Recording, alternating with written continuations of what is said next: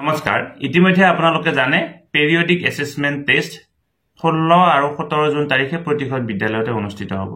এতিয়া ইয়াৰ বাবে আমাৰ ছাৰ বাইদেউ সকলৰ কৰিবলগীয়া কি থাকিব আজি ভিডিঅ'টোৰ জৰিয়তে এই কথাখিনি আলোচনা কৰিবৰ কাৰণে চেষ্টা কৰিম। আমাৰ ছাৰ বাইদেউ সকলৰ কৰিবলগীয়া প্ৰথম কামটো হ'ল ছাত্ৰ ছাত্ৰী সকলৰ মাজলৈকে কুৱেশ্যন পেপাৰখন লৈ অহা।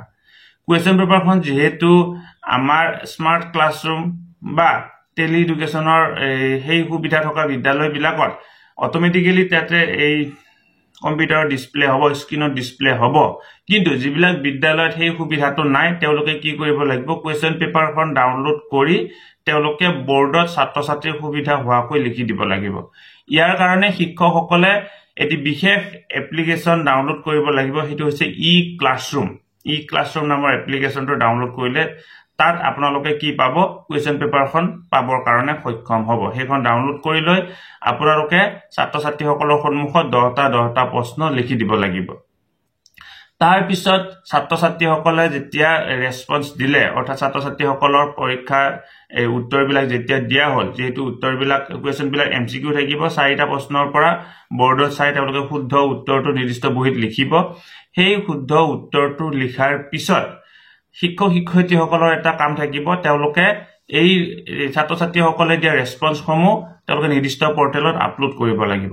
তাৰ কাৰণে শিক্ষক শিক্ষয়িত্ৰীসকলে প্লে ষ্টৰৰ পৰা আন এটা এপ্লিকেশন ডাউনলোড কৰি ল'ব লাগিব, সেইটো হৈছে সুইপচাৰ্ট নামৰ এপ্লিকেশনটো ডাউনলোড কৰাৰ পিছত ছাত্ৰ ছাত্ৰীসকলে নিজৰ নামটো নিৰ্দিষ্ট পৰ্টেলত সুইপচাৰ্টৰ নিৰ্দিষ্ট ঠাইত কি কৰি ল'ব লাগিব ৰেজিষ্ট্ৰেচন কৰি ল'ব লাগিব।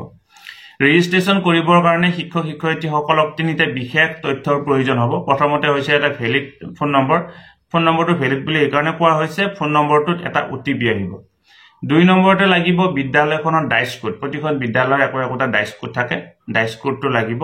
তাৰ পৰৱৰ্তী পৰ্যায়ত লাগিব টিচাৰজনৰ এমপ্লয়মেন্ট টিচাৰ আইডিটো। আমাৰ প্ৰত্যেকজন টিচাৰৰে একোটা টিচাৰ আইডি আছে, শিক্ষা ক্ষেত্ৰত আপোনালোকে এই এমপ্লয় মানে টিচাৰ আইডিটো পাই যাব, এই টিচাৰ আইডিটো লাগিব। এইখিনি তথ্যৰ জৰিয়তে ৰেজিষ্ট্ৰেচন কৰাৰ পিছত আপোনালোকে কি কৰিব লাগিব এই ছাত্ৰ ছাত্ৰীসকলৰ তথ্যসমূহ ইন্ডিভিজুৱেলি প্ৰতিজন ছাত্ৰৰে ইন্ডিভিজুৱেলি আৰু ক্লাছ আৰু সাবজেক্ট ওয়াইজ আপোনালোকে কি কৰিব লাগিব এন্ট্ৰি কৰিব লাগিব। অৰ্থাৎ তৃতীয় চতুৰ্থ পঞ্চম শ্ৰেণীৰ ছাত্ৰ ছাত্ৰীসকলৰ যেহেতু 4টা বিষয়ৰ পৰীক্ষা অনুষ্ঠিত হ'ব, গতিকে আপোনালোকে তেওঁলোকৰ কাৰণে 4টা বিষয়ৰ পৃথকে ৰেসপন্সসমূহ এন্ট্ৰি কৰিব লাগিব।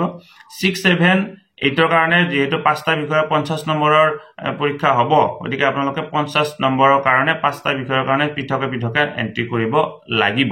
গতিকে এইখিনি কৰিবৰ কাৰণে আপোনালোকে আপোনালোকৰ প্লে ষ্টৰৰ পৰা সুইপচাৰ্টটো ডাউনলোড কৰি ল'বই লাগিব আৰু তাত এছাম পেড বুলি এটা অপশন পাব। গতিকে আপোনালোকে নিশ্চয় এই কথাখিনি জানে আৰু কাইলৈ পৰীক্ষা এসেসমেন্ট অনুষ্ঠিত হৈ যোৱাৰ পিছত পৰৱৰ্তী পৰ্যায়ত যেহেতু আমি এই লাষ্ট ডেট 30 তাৰিখলৈকে থাকিব, 30 তাৰিখৰ ভিতৰত আমি এই ছাত্ৰ ছাত্ৰীসকলৰ ৰেসপন্সসমূহ নিৰ্দিষ্ট পৰ্টেলত আমি কি কৰিব লাগিব আপলোড কৰিব লাগিব।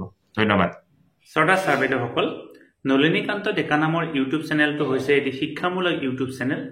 এই চেনেলটোৰ জৰিয়তে আমি শিক্ষক ছাত্ৰ ছাত্ৰী অভিভাৱক আৰু বিদ্যালয়ৰ কাৰণে উপযোগী কিছু ভিডিঅ' প্ৰস্তুত কৰিবৰ কাৰণে চেষ্টা কৰোঁ। আপুনি যদি আজি প্ৰথমবাৰৰ কাৰণে এই চেনেলটো চাইছে অনুগ্ৰহ কৰি চেনেলটো সাবস্ক্ৰাইব কৰিব আৰু অল নটিফিকেশন প্ৰেছ কৰি থব।